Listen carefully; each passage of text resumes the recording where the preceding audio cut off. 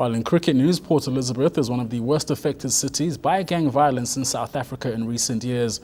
Authorities of the Nelson Mandela Bay Metro continue to grapple with the scourge of killings in the region. In this special report by Ronald Masinda, we find out how a group of young men are combining music and sport to uplift many living in a gang-infested community.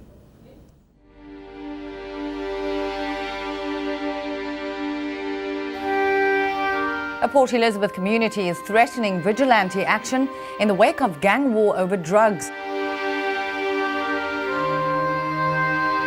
Nelson Mandela Bay Mayor Danny Jordan says he's determined to tackle crime, gangsterism and corruption in his metro.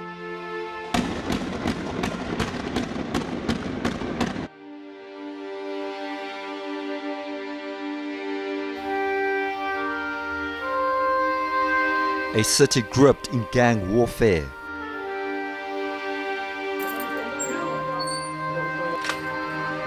Over the past 3 years, nearly 200 people have died in gang-related violence in Port Elizabeth.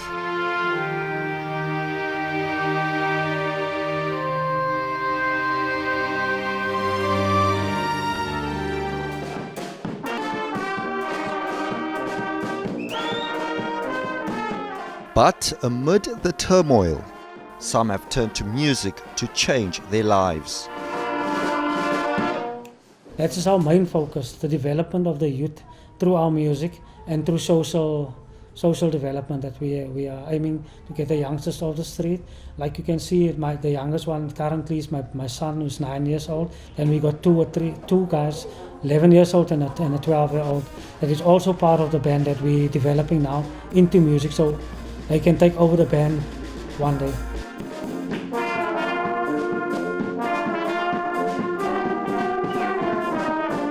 This cacophony of bass drums and trumpets has helped many youngsters escape gangsterism in this region.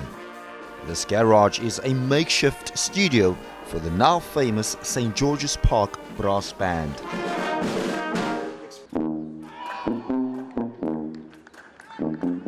The group of 35 musicians have defied many odds, and through their sounds, they've managed to create many happy memories at St. George's Park since 1996. Sometimes we late for a game, when we went to church, maybe on a Sunday. Then when you get to the stadium, your seat has been reserved, and it's quite exciting to know that the people are looking forward to see the band. Some of the people only come for the band, and they tell you that we only come for the band.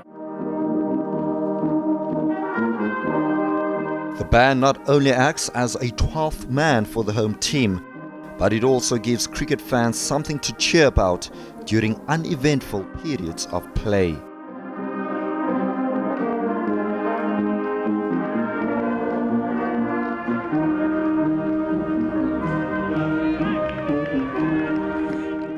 Cricket can be a boring game.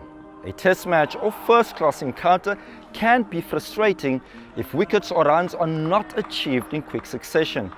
But even the dullest affairs with bat and ball can be livened up if other forms of entertainment are provided for during games. The band gains free access to the ground during matches.